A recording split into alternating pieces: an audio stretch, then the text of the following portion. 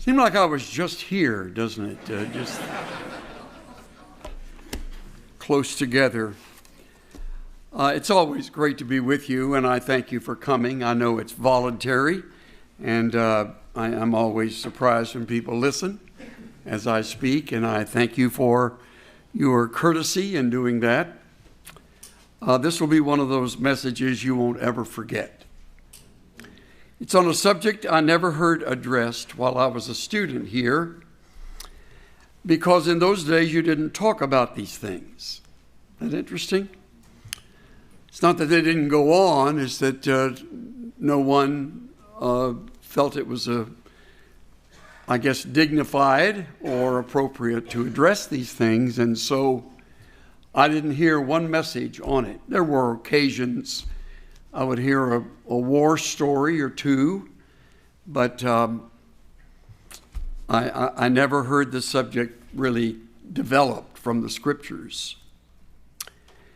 And so I want to do that today because it is an area that will ruin your time at seminary, which is my overarching theme of my time with you.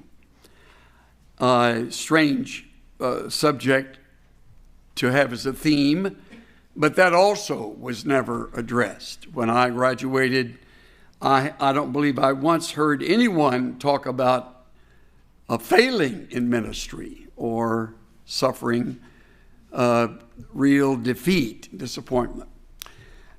When I first brought a talk on the subject, this theme, I talked about worry. Some of you may remember, and how it can steal our joy and our peace if it comes in and haunts us. So I warned all of us about worry and the impact it can have on us. And then the next time we were together, I talked about attitude and how a bad attitude can not only ruin relationships, including those at home, as well as those in the classroom and even in our future ministry, regardless of where God may take us. It's really hard to get beyond an attitude with individuals if they're determined not to change in that area. So I've warned us about that. Last time I talked about a sinister sin, which is a cynicism itself, which can easily grow in a place where there are academic achievements and the desire to do our very best, and in the process we can turn sour on the sensitive subjects of the Spirit. And so we talked about the value of guarding against that. Today I want to talk about the secret sins of our lives that have to do with the realm of lust and sex. I want to hit it head on. I want to go directly into it. I don't want to dance around it. I want to talk straight with all of you. And I have in mind both men and women, though it seems to be a greater battle among those of us who are men. And as I think back over the number of times I've had the sad experience of being a part of a gathering where an individual needed to be confronted, and it led to the downfall of that individual's ministry. They've always been men. But I believe women, just as men, can be guilty of lust and can be a part of affairs that occur in our lives. We had a seasoned pastor speak to us in a gathering. We had brought our pastors together in a former church, and we had asked him to speak on whatever he thought would be helpful for us to hear. And he began by making a statement I'll never forget. he said there are 4 areas, all of them start with the letter S, that become most often the downfall of people in ministry. The first would be silver, which has to do with the whole area of money and greed, how that can turn our heads in the wrong direction.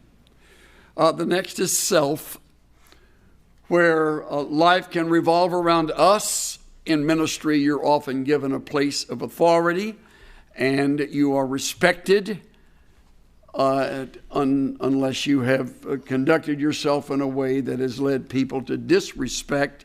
But most often, they respect you, and in the respect, you can let that go to your head, and before long, it's all about you. Self can be a real battle. Sloth was the third. In ministry, you are trusted with privacy. You are given the privilege of pretty much shaping your own hours. I don't know of any minister that punches a clock when you come to work and then you leave and people check on your time. And so it can easily become a battle with sloth. Whatever may be your interest, aside from the work of ministry, can become consuming. It can be a hobby. It can be a sport. It can be just plain laziness. And then, of course, the fourth would be sex. And then he went into that subject further and reminded us of the importance of purity.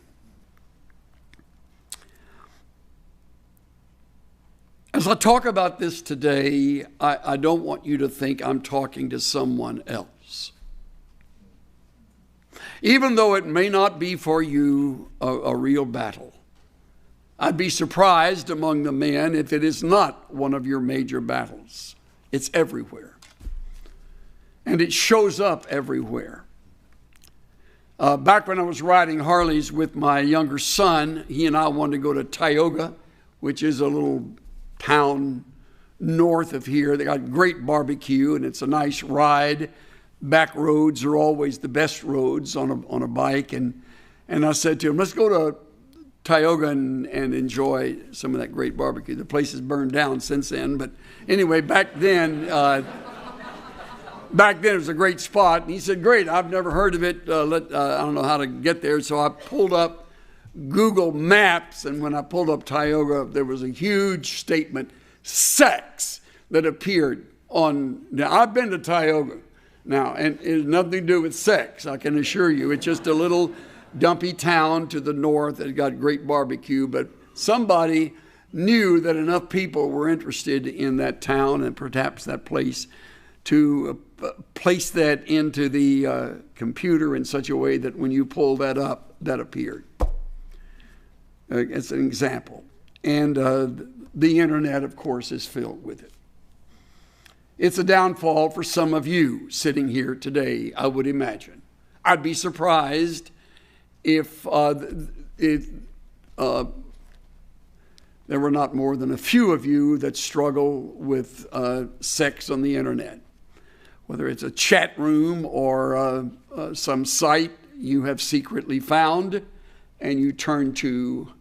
Years ago, you had to go to a dirty movie, or you had to sneak a peek at a magazine stand to look at it.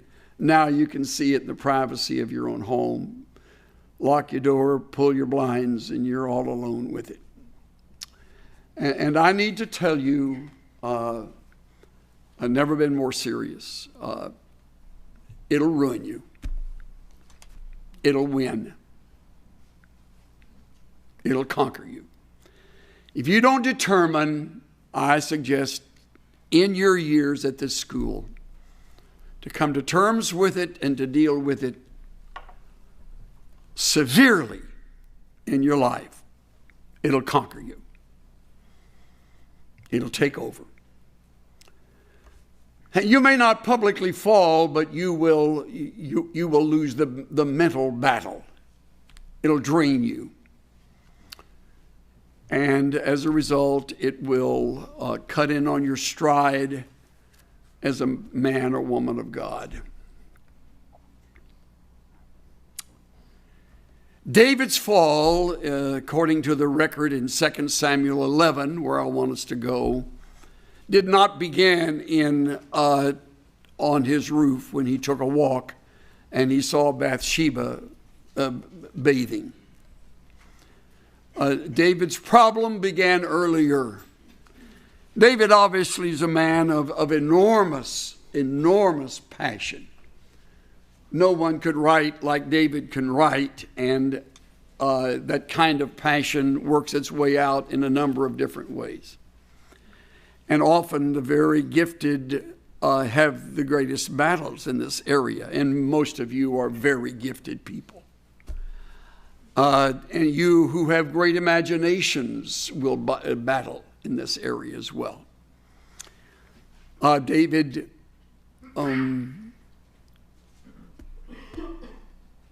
was really something else. I would of all the biblical characters, I believe I would most love to have had time with David.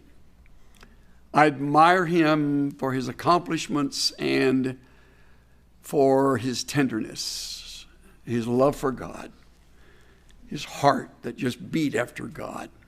I, of course, have consumed his songs, his psalms, and they are music to my soul.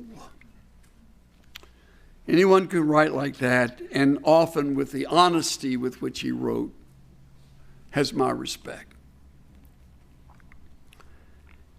David was a faithful man. He kept his father's sheep, and even after killing the giant, he doesn't, run down to Macy's and try on crowns, thinking the kingdom is mine. Certainly after Samuel anointed him, he went right back to the sheep. I love that. David was not important to David. Even though he became the greatest of Israel's kings, the flag flew over the nation with greater pride than ever before when David became king. One man writes rather cleverly, there was not only a chicken in every pot, but under David's rule there were grapes on every vine. The prosperity was magnificent. The enemy feared Israel under David's rule, man of war, courageous, also loved many women. And against the teachings of the law, he took to his harem, if I count correctly, at least 17 wives, and along with that, many concubines. I'm confident his libido was intense, and though that's true, many women did not satisfy the man. The old feeling is that if you have enough women, you will be satisfied. There aren't enough women, because with sex there is always the thought of the unknown, and there is pleasure in the act of intercourse, regardless of who it is with, especially if your conscience is such that you can tolerate it outside of your marriage. Many people can. I was at a hotel with Cynthia, staying there for a conference, and interesting, there's a little sign, a little small, very well-written, beautiful calligraphy, "Have your next affair with us," right there on the table. It's everywhere. And David knew better, of course. We'll talk about that. But I want to build into it carefully, lest you think he just suddenly fell. No tree suddenly rots and collapses. No church suddenly splits. No marriage suddenly fractures. No life suddenly falls. It's a process. You're in the process. I'm in the process. It's always going on. And the enemy is so patient and brilliant. He'll take years and just drop a little here and there to keep you interested, keep you curious. David served Saul, as all of you know from your study of the scriptures, and loved Saul's son like a brother, and he and Jonathan were just tight. And then at that battle on Mount Gilboa, they died. And David grieved the loss. Though Saul had haunted him and hunted him for years, David held him in respect. Another thing I admire. And so when he comes, if you have your Bible, 2 Samuel chapter 1, you find David now in grief, and as he was wont to do, he wrote a song. And it appears beautifully here in our Bibles. And the theme of the song, Aki naflu giborim bitok hamil kama. How the mighty are fallen in a day of battle. How the mighty are fallen. How the mighty are fallen. It says it 3 times in this one song. You see it in verse 19. You see it in verse 25. You see it in verse 27. How the mighty are fallen. And his heart breaks for the fact that he'll never again speak to Jonathan on earth. He'll never again know the joy of seeing tall, handsome Saul, his king. Never again. As best I can figure, David is about 30 at this time. And the mighty have fallen. And he writes about it. He has no idea what in the next 20 years would happen. But the success of David's life is like a rooftop on the rise. Never once a defeat in battle. Think of that. Never once did Israel lose a battle under David's rule. He expanded the borders from 6,000 to 60,000 square miles. And as I mentioned, the prosperity and the pride of the country, the patriotism must have been magnificent. He built a beautiful home, his own palace, for him and his many wives. And he kept adding to his harem, and it kept weakening his soul. Life went on, but who was going to confront David the fact that he had broken with what Moses had written? Who confronts a king like this? Which is part of the issue you will face as a leader. Especially if God blesses your life with success, as we measure success. And your ministry grows and your church becomes larger, or your outreach and influence becomes greater, and your teaching skills get even better, and your popularity grows, and you're a word on others' lips, and you're a household name in the country where you serve. Right now you sit here as a student, you think that's not going to, you have no idea what's going to be your future. You have no idea. That's why the decisions you make now and the habits you form now must be carefully managed, because you will carry them out in the days ahead like you can't believe. And if you have a wandering eye now, it will only intensify as you get older. And you never outgrow it. You never get too old for it. I remember sitting at a Navigator conference when I was at Glen Eyrie. And Lawrence Saney, the president at the time, now gone, Lauren was interviewing an 86, 87-year-old missionary. And he said to him, tell me, brother so-and-so, when was it you gained victory over lust? And the old guy said, well, Lauren, it hadn't happened yet. 86, 87-year-old guy still fighting lust. Of course. It's a drive that is if it's not guarded, if it's not monitored, is uncontrollable. And in the most unbelievable times of your life, you can fall. I've had men minister in conferences where we were as a church, and while ministering behind the scenes, they are carrying on an affair with another woman, not their wife. One of them even chose as his subject for the conference moral purity, while he is having an affair that later came out and pretty much finished him. Do not tell me that cannot happen. It's unbelievable. And his messages were spot on. I remember taking notes and talking with Cynthia about it after he would bring it. And I would say, did you get that? Listen to it. And I went, great insight.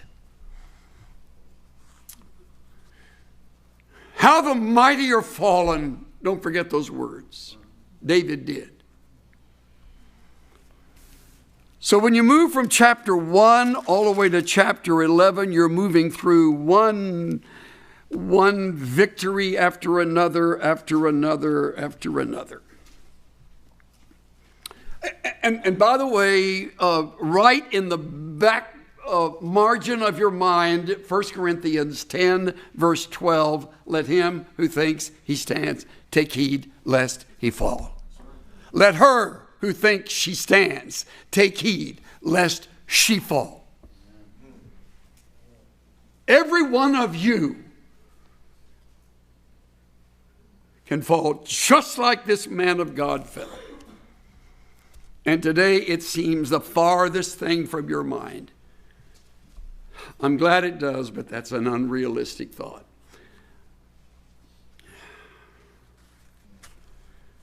Now, so much for my introduction. I wanted to get into it carefully and slowly, and I hope I've done that. We're not in a hurry, are we? They gave me a little extra time. I appreciate that, Patrick. Okay. 2 Samuel 5:13, I find, meanwhile, David took more concubines and wives from Jerusalem after he came from Hebron. He took more wives. And if that wasn't enough, he took more concubines. Polygamy weakened him. His opinion poll was at an all-time high. Popularity rate was off the chart. Maximum power and prosperity. Luxurious lifestyle was his. The respect of his army. Joab, that cruel, tough to the bone soldier, was right there with him. David was his kind of guy.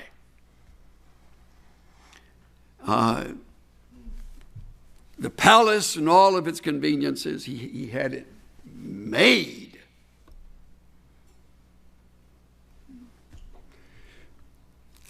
And then that eventful evening arrived.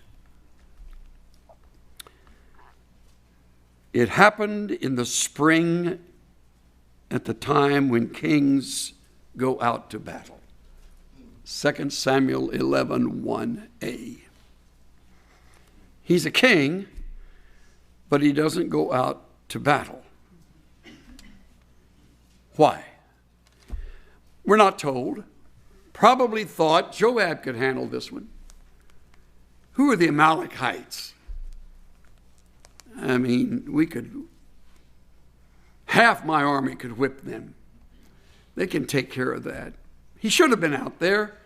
By the way, lust doesn't grow when you're busily engaged in your work. Another one that works is running.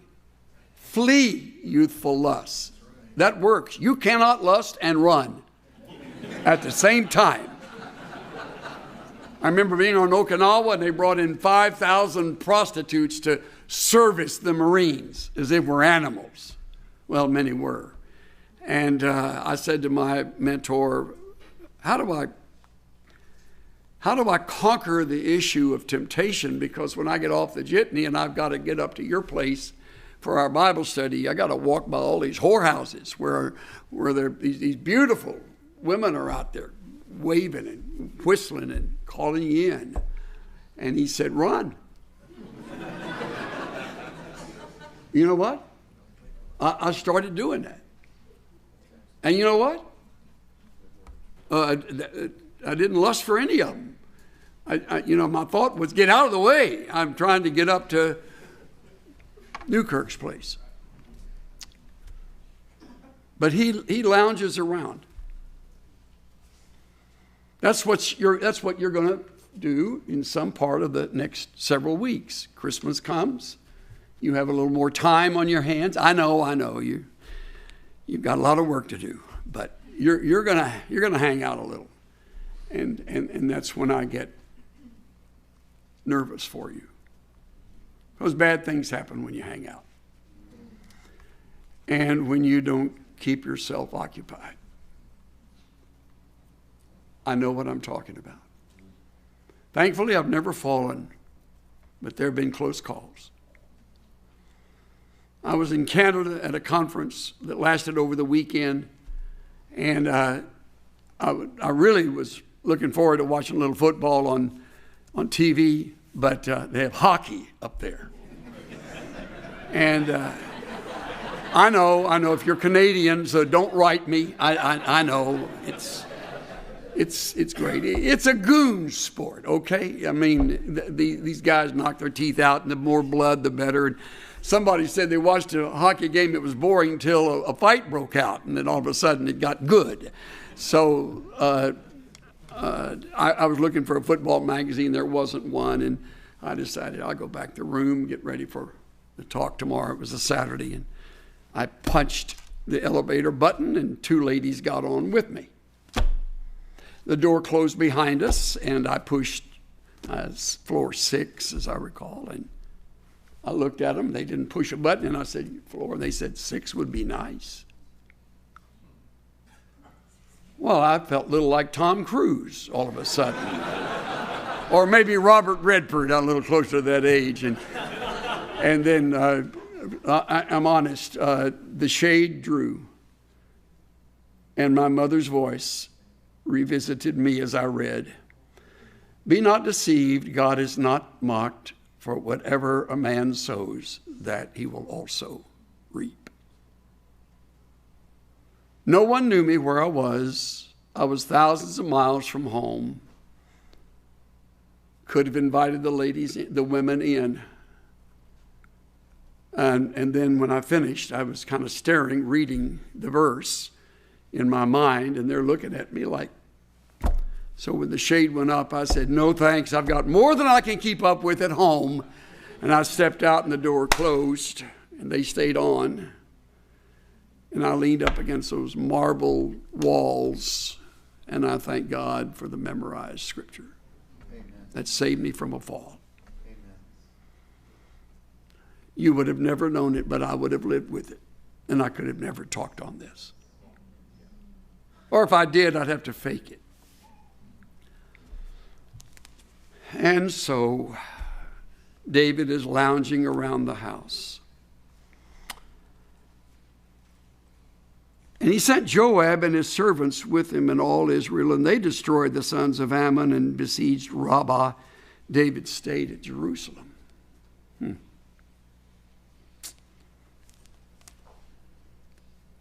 He's alone. He has time on his hands. And evening came. By the way, I did a little homework on evenings. Listen to David's words. Psalm 55, evening, morning, and noon I will pray and cry aloud, and he will hear my voice. He will redeem my soul in peace from the battle which is against me. Psalm 55, 17 and 18. He wrote that. But he didn't do that this evening. Here's another one. Psalm 141, 2 through 4. May my prayer be counted as incense before you, the lifting up of my hands as the evening offering. Set a guard, O Lord, over my mouth. Do not incline my heart to any evil thing. Or as one paraphrase puts it, the Message, do not let me so much as dream of evil or thoughtlessly fall. Isn't that good? He forgot that this evening. Or maybe he wrote that after this evening.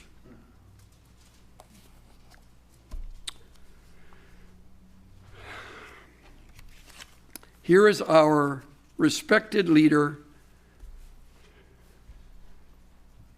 the king like no other king, with an incredible record of faithfulness and refusal to retaliate against Saul, and courage in battle, took on the giant, and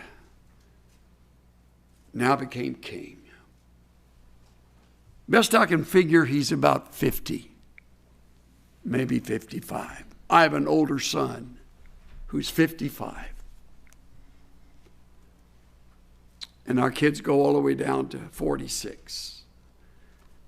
And he's Kurt's age. Probably. I looked at Kurt the other day when we were together, and I thought about this. And I'm so grateful that Kurt's been faithful to Debbie all these years. They have 3 kids. Oldest is 36, and they've got those grandkids now have kids. So it looks like recess let out when we get all our family together. We got 4 kids, and we got 10 grandkids, and we got 6 great-grandkids. And they range in age all over.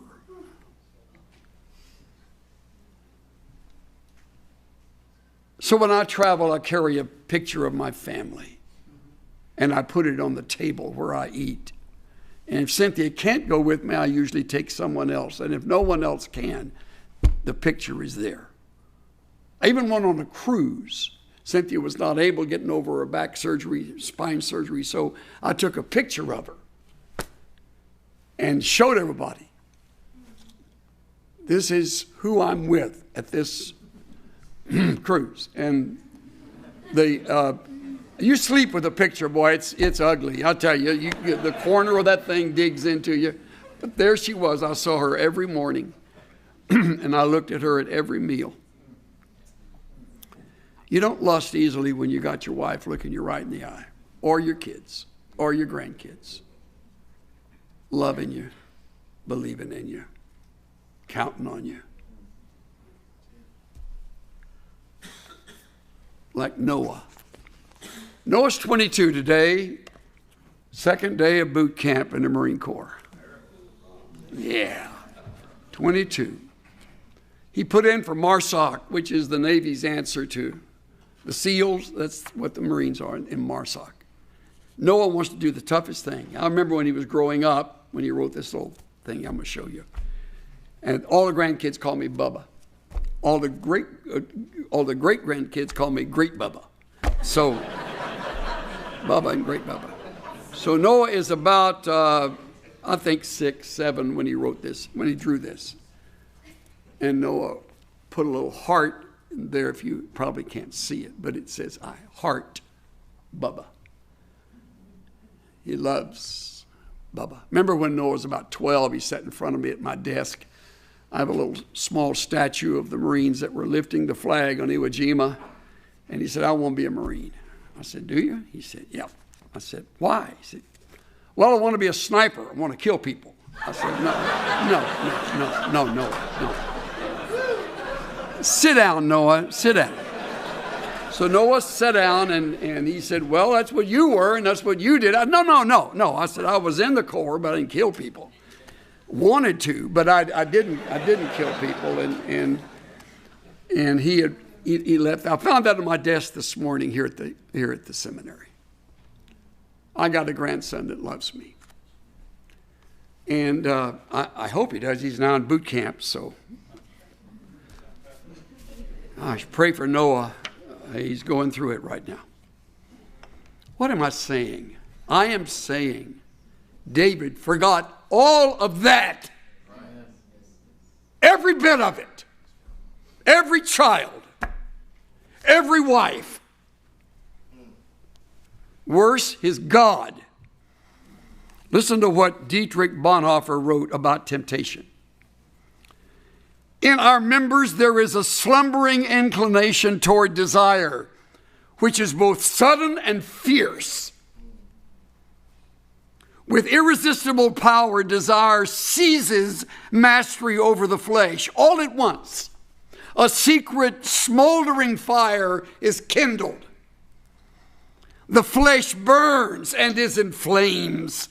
It makes no difference whether it is sexual desire or ambition or vanity or desire for revenge or love of fame or power or greed for money. Joy in God is extinguished from us as we seek all our joy in the creature. At this moment, this is so insightful. At this moment, God is quite unreal to us, and only desire for the creature is real.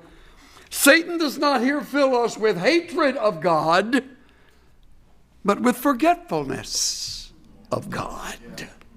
Isn't that great? David didn't hate God. He just forgot him. The lust thus aroused envelops the mind and will in deepest darkness. The powers of clear discrimination and decision are taken from us. It is here that everything within me rises up against the word of God. That is profound. That is the height of lust. That makes even a monarch like David stare at a woman taking a shower in her backyard.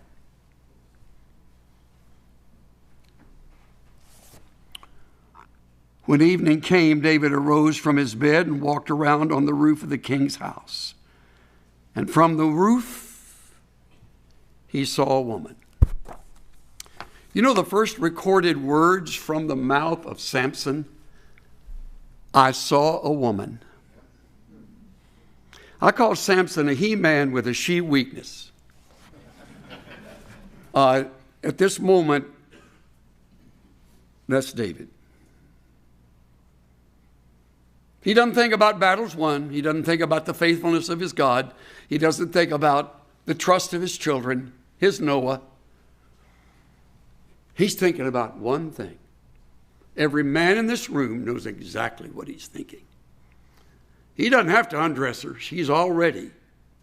In fact, look, he saw a woman bathing, and the woman was very beautiful in appearance. Trust me, when the scripture says very beautiful, she is gorgeous. And he stares.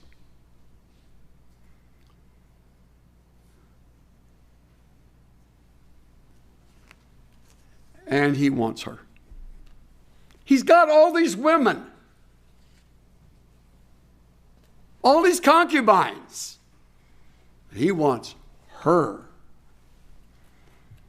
Because he's never had her. So David went and inquired about the woman. By the way, she was his neighbor, and he'd never met her. Busy about the king's business, I can understand that. And one who he talked to said to him, listen to this answer. Is this not Bathsheba, the daughter of Eliam, the wife of Uriah the Hittite? That's unusual. When genealogies are given in the scriptures, usually it's the father named and the grandfather, sometimes the great-grandfather. Rarely is the mate mentioned. That servant also is looking. And he knows David, what's in his mind. Every man knows other men in this way. And he says, she's married, David. She's a married woman. And not just married, she's married to one of your mighty men, Uriah the Hittite. Someday, Dr. Bailey, you need to have Reg Grant. Is Reg here? Reg was on one of our cruises, and he does Uriah. That is a knockout presentation. Because he does it all from the perspective of Uriah, who trusts his king, who can't bear the thought of even touching his wife while his men are in battle, who doesn't cooperate with the king, even when the king gets him drunk. And then finally he gets his death warrant handed to him, folded up, put in a pouch, and as Reg puts this, he pats the pouch. He says, I've had the message from the king to go to my commander Joab, and I will take that message. And you want to go, no. Don't. It's so real. I just want you to have Reg do that sometime. Line him up to do Uriah. Oh, I sound like the hot shot here. Please, if you don't mind, line him up. Anyway, it's really worth it. Okay. David sent and inquired. They said she's Uriah's wife. And David sent messenger. Yeah, that didn't stop him. To know that she's somebody else's wife, it doesn't stop you when you're full of lust. Nothing stops you. I'm telling you, men, I can only speak to you. I don't know how it works with a woman, but I'll tell you, you go blind. He didn't even know her name. He was already lusting. And he sent messengers, and he took her, and when she came in, he lay with her. When she had purified herself from her uncleanness, she returned to her house. Probably left that night. Done. Not quite. Stolen waters are sweet, and I'm sure on that bed it was ecstasy for just a few moments. Worth that? Worth all of that? Never. F.B. Meyer writes, this is the bitterest of all, to know that suffering need not have been. That it has resulted from indiscretion and inconsistency and neglect. That it is the harvest of one's own sowing. That the vulture which feeds on the vitals is the nestling of one's own rearing. Ah, me, this is pain. You hear that?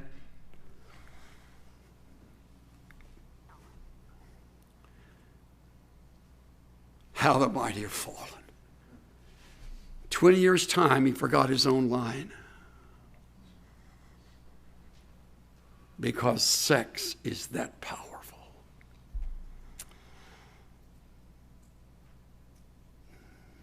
She returned to her own house.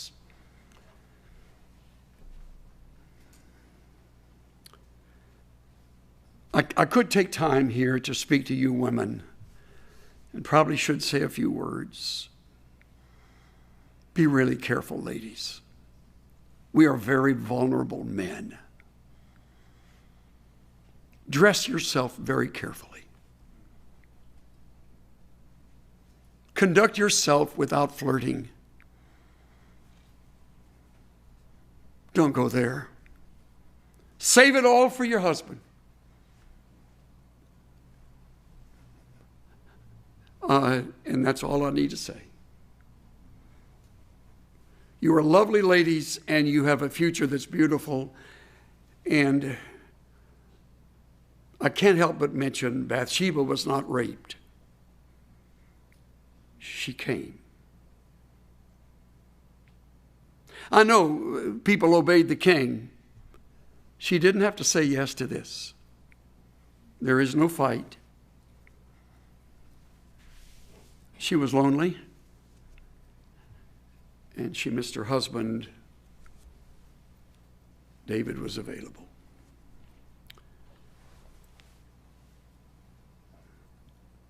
That's kind of the way it works, because both forget about God.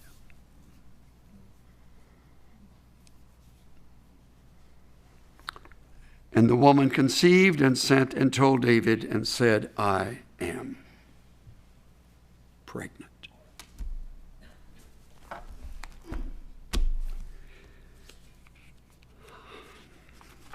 Now, I'm not through until I mention 4 things that I want you to remember. No one ever said this to me when I was a seminary student. Thankfully, by God's grace and the love of a magnificent wife and good training by great parents, the grace of God that preserved me all the way through my hitch in the Marine Corps, all the way through these years in ministry, by the grace of God, Noah won't have to say, I no longer respect Bubba. By the grace of God.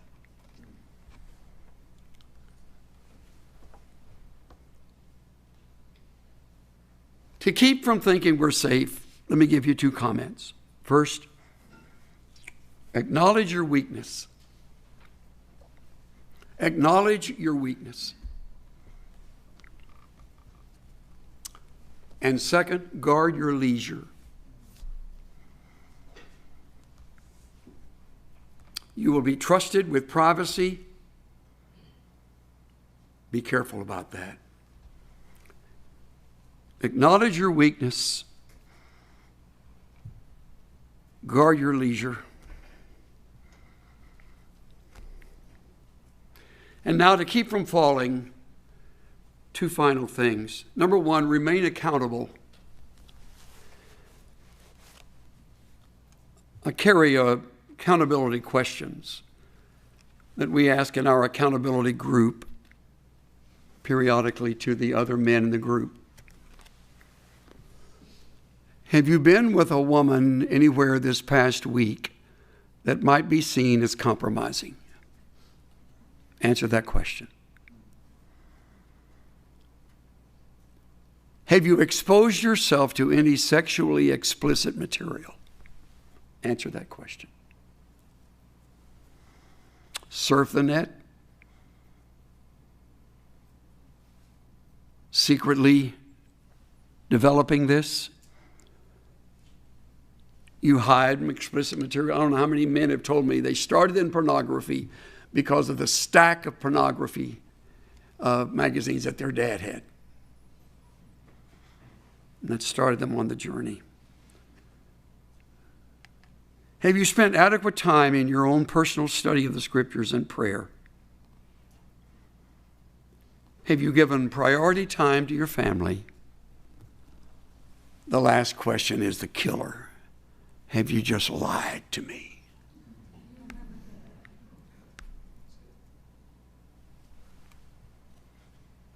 Called being accountable. You accountable to anybody? Willingly, deliberately, consistently? Remain accountable, and finally, rehearse the consequences. Sitting in this room, we're all safe. Sitting in this room, the lights are on. Sitting in this room are people who know us. Sitting in this room, we are, for one of the few places in life, in the majority. We love Jesus. He is our master. He's our Redeemer. He's our Lord. Your battle doesn't come in this room. It comes in the darkness of your own mind and the privacy of your own life. I'll look over all these other things. I want to read you something. Consequences of a Moral Tumble. Randy Alcorn. Whenever I feel particularly vulnerable to sexual temptation, I find it helpful to review what effects my action could have. And he lists them. Listen to this list. Grieving the Lord who redeemed me, dragging his sacred name into the mud, following in the footsteps of these people whose immorality forfeited their ministries and caused me to shudder. List their names. Inflicting untold hurt on Nancy, my best friend and loyal wife. Losing Nancy's respect and trust. Hurting my beloved daughters, Karina and Angie. And when I read that, I read my children's names. Kurt and Carissa, Colleen and Chuck, who believe in me, who trust me.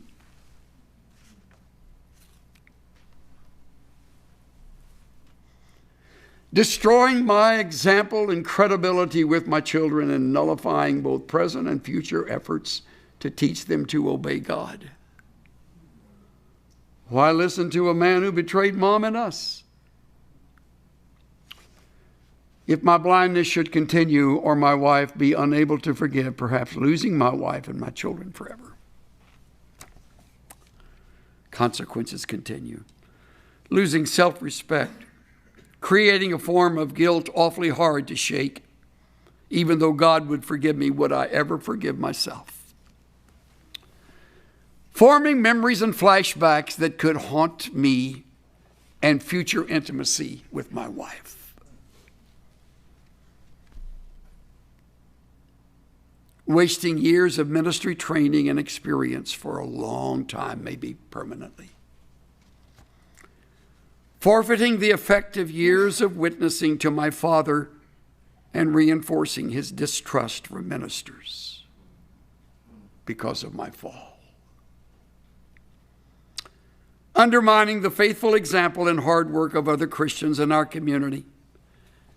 Bringing great pleasure to Satan, the enemy of God and all that is good. Heaping judgment and endless difficulty on the person with whom I committed adultery. Possibly bearing the physical consequences of such diseases as gonorrhea, syphilis, chlamydia, herpes, and AIDS, perhaps infecting Nancy for the rest of her life.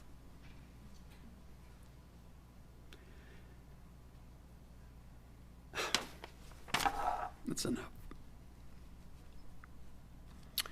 This has been the autopsy of a moral fall.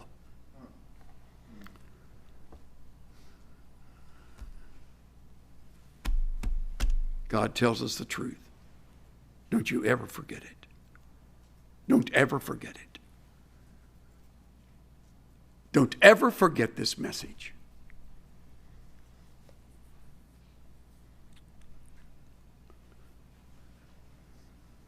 And may he keep you pure and faithful, whether married or single, younger or older, involved in ministry or some phase of ministry or some secular role, whatever, may he keep you faithful. May your grandson always be able to leave you a note like this.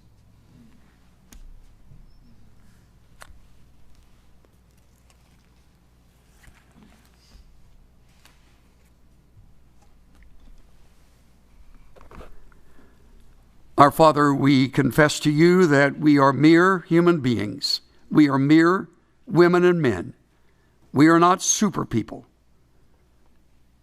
The same nature that beat in the heart of David beats in ours.